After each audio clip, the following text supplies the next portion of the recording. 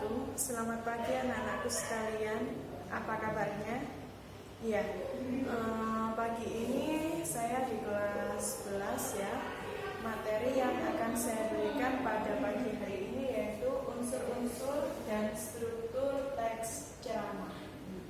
Nah, sebelum kita memulai mata pelajaran pada pagi hari ini, marilah kita berdoa dulu agar apa yang akan kita lakukan beberapa ke depan sesuai dengan rencana ya. Semoga pertemuan kita diridhoi oleh Allah SWT, bermanfaat bagi kita semua. Marilah kita berdoa terlebih dahulu. Berdoa mulai.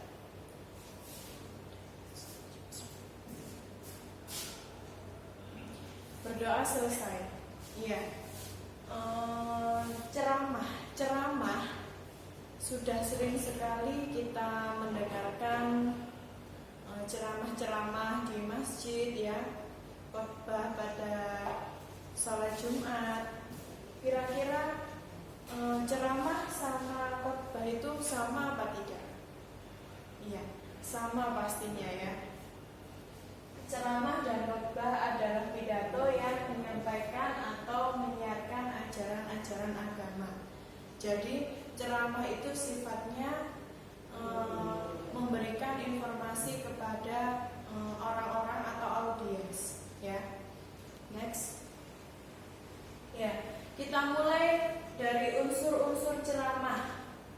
Unsur-unsur ceramah yaitu ada satu, penceramah. Penceramah adalah orang yang melakukan ceramah. Siapa itu? Bisa kiai atau orang-orang yang guru-guru besar atau narasumber. Pokoknya orang yang telah memberikan informasi atau mengajak kita untuk melakukan hal-hal positif. Contohnya seperti kegiatan keagamaan, ya. Terus pendengar merupakan penerima nasihat-nasihat dari penceramah. Jadi ceramah, khotbah atau pidato tidak lengkap jika tidak ada sang penceramah, pendengar, dan materi yang akan disampaikan. Ya. Yang ketiga, materi berasal dari ajaran-ajaran agama. Jadi ceramah sendiri sudah sering kita lakukan, sudah sangat sering kita dengarkan. Namun ceramah pada era saat ini itu tidak hanya dilakukan dengan cara ada penceramah, ada pendengar, dan kita berada di dalam suatu gedung atau tempat yang luas. Tidak seperti itu. Jadi sesuai dengan teknologi, ceramah sendiri sekarang sudah bisa direkam seperti apa yang telah saya lakukan pada saat ini. Merekam sesuatu ya, kita direkam, kita sedang berceramah, memberikan intisari-intisari untuk semua audiens yang telah mendengarkan ceramah kita ya. Nah, itu adalah salah satu bentuk ceramah yang sudah modern, bisa diupload di media sosial atau internet dan bisa disaksikan oleh orang banyak.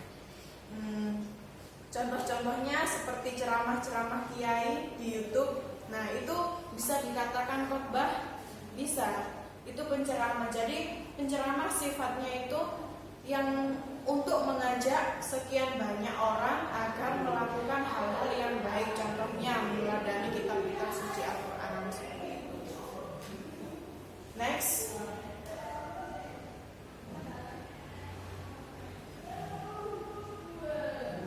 Ya, yang keempat, metode. Metode ceramah itu sendiri. Nah, ini ada beberapa. Metodenya adalah cara-cara yang digunakan seorang penceramah untuk menyampaikan materinya. Yang pertama ada impromptu, menghafal, membaca naskah, sama extemporal. Ya. Next.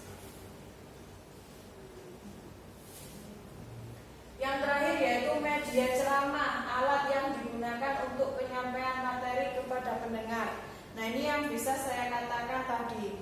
Medianya bisa pakai handphone atau kamera, penceramahnya direkam dan untuk didengarkan semua warganet atau akun-akun sosial media yang telah ingin mendengarkan penceramah tersebut. Next. Nah, struktur teks ceramah. Struktur teks ceramah sendiri yang pertama yaitu ada pendahuluan, isi ceramah, sama penutup. Struktur teks ceramah banyak yang sering kita jumpai ya, penceramah-penceramah, ulama-ulama besar yang sedang melakukan ceramah, yaitu melakukan pendahuluan terlebih dahulu seperti berdoa sebelum memulai ceramah, menyapa audiensi ya, atau bisa dikatakan bahwa pendahuluan ini adalah bagaimana awal caranya untuk membuka ceramah tersebut. Yang kedua yaitu isi ceramah. Kalau sudah masuk isi, berarti inti yang akan disampaikan pada saat ceramah itu akan dibicarakan atau akan diinfokan pada tahap ini, tahap isi. Selanjutnya yaitu penutup. Penutup dalam ceramah biasanya diakhiri lewat doa atau menyimpulkan apa yang telah disampaikan pada hari itu, apa saja yang dapat diteladani isi ceramah itu sendiri, dan diakhiri dengan doa.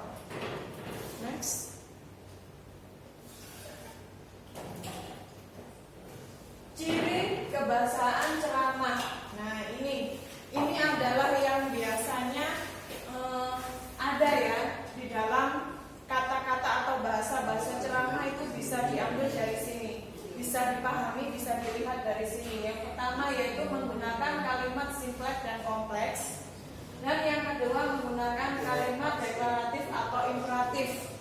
Jadi untuk memahami ceramah itu sendiri, penceramah biasanya menggunakan ciri kebahasaan ceramah sendiri.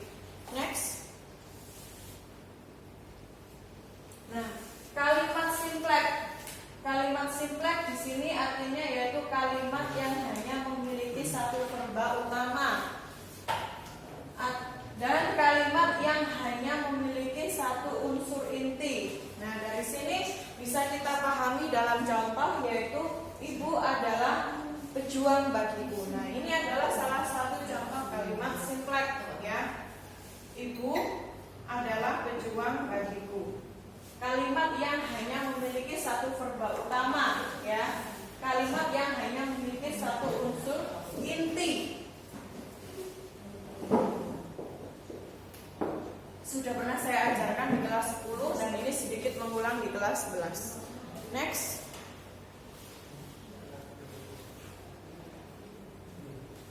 Ya, kalimat kompleks. Kalimat kompleks, kalimat yang memiliki lebih dari satu verba utama dan kalimat yang memiliki lebih dari satu unsur inti. Nah, bisa kita lihat dalam contoh, meskipun gagasannya banyak ditentang, ia tetap gigih memperjuangkannya. Dari contoh kalimat ini bisa kita pahami bahwa kalimat kompleks yaitu yang memiliki lebih dari satu verba utama. Nah, meskipun gagasannya banyak ditentang, ini adalah merupakan verba yang pertama, dan yang kedua ialah ia tetap gigih memperjuangkannya. Ya. Next. Berikutnya yaitu kalimat imperatif dan kalimat deklaratif. Kalimat imperatif adalah kalimat yang bersifat memerintah atau memberi komando dan bersifat mengharuskan. Nah, kalimat imperatif ini sendiri yaitu kenapa sih kok disebut imperatif? Jadi kalimat imperatif ini adalah kalimat yang sifatnya memerintah atau mengajak orang banyak. Ya, dalam berceramah, bahasa ini selalu digunakan oleh penceramah-penceramah. Salah satu contohnya seperti, ayolah kita biasakan diri kita ini untuk menjadi seperti ini, seperti ini, seperti ini. Jadi kalimat imperatif ini adalah yang memiliki arti atau memiliki ciri-ciri statusnya itu mengajak halayak umum agar bisa mendengarkan apa yang telah disampaikan oleh para ulama tadi dan melaksanakannya untuk kegiatan sehari-hari. Yang kedua,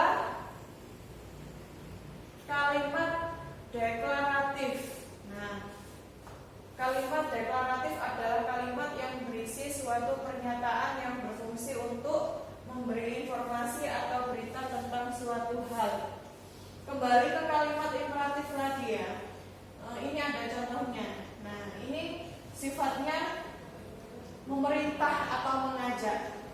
Buanglah sampah pada tempatnya.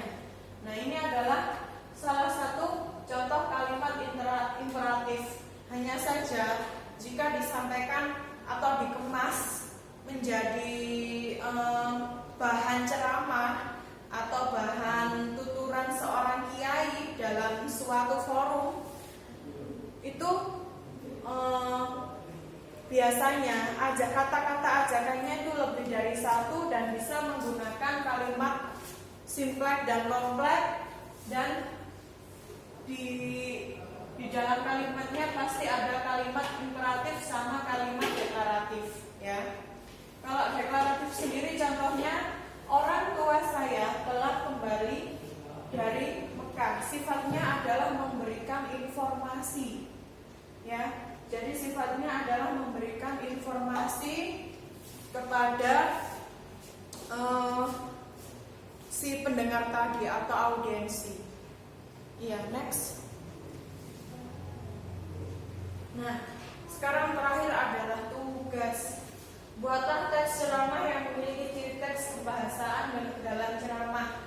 Jadi ciri teks kebahasaan dalam ceramah tadi itu apa? Yang pertama, mengandung kalimat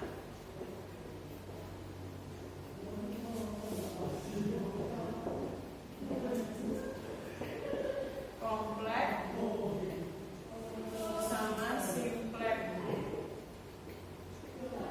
Oh iya, jangan lupa ada pendahuluan dulu. Pendahuluan, lalu isi, penutup. Untuk isi dari teks ceramahnya sendiri yaitu wajib mengandung kalimat kompleks, simplek, lalu kalimat perintah sama kalimat deklaratif ya. Itu saja yang saya berikan hari ini. Untuk materi jika kurang jelas bisa WA pribadi ke saya sendiri. Itu saja pelajaran yang kita pelajari hari ini. Selamat mengerjakan. Jangan lupa kita harus tetap mematuhi peraturan pemerintah. Kita tetap berdiam diri di rumah. Jangan lupa berperilaku hidup sehat, makan makanan yang bergizi, dan kita tetap melaksanakan kegiatan seperti biasanya dengan secara online seperti ini ya. Sekian dari saya akhiri. Wassalamualaikum warahmatullahi wabarakatuh.